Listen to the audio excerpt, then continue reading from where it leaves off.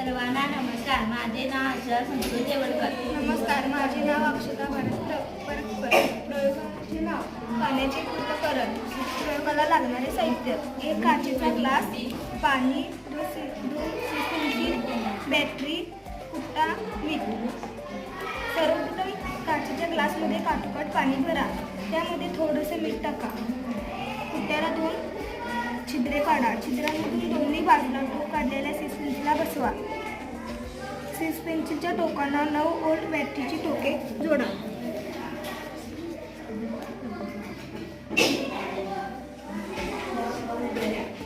थोड्या वेळाने काय होत आहे तर ग्लासच्या तळापासून पाण्याच्या बुडबुड्या येत असताना दिसतात.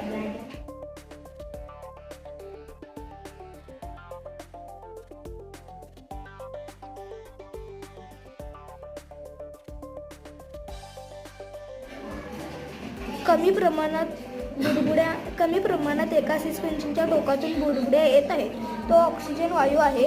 दुसऱ्या सीस पेन्सिलच्या टोकातून जास्त प्रमाणात बुडबुडे येत आहेत.